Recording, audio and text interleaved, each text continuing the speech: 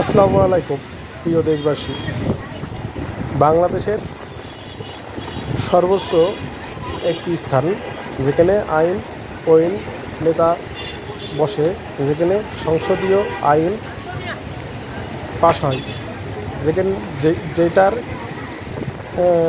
স্থানে বসার জন্য মানুষ বাংলাদেশে এত মারামারি গ্যাঞ্জাম হেরা করে, সেই জাতীয় সংসদ ভবনের সামনে হঠাৎ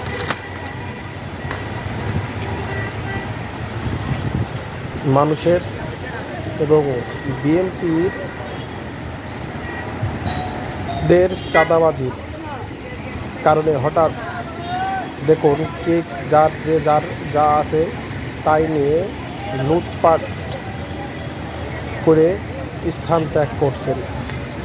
এটা 5 আগস্টের পরে, শেখ হাসিনা দেশ ত্যাগ করার পরে একটি খণ্ডিত চিত্র, যে চিত্রই চাঁদাবাজিরা যেভাবে চাঁদা আদায় করে, সেভাবে চাঁদা আদায় করার পরপরই ঝড় বৃষ্টি নেমে আসে।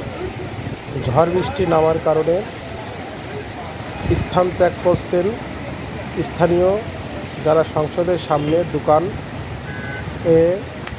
বেচা কিনা করে, যেমন ফুচকা, চটপটি, পানি, ঝালমুড়ি ইত্যাদি ইত্যাদি। সবাই সন্ধ্যের পরে আসলে এই স্থানে মানুষের জোড়া জোড়া অবস্থানে মানুষ এখানে বসে থাকে। এখানে যেভাবে চাঁদাবাজি হচ্ছে তা নজিরবিহীন।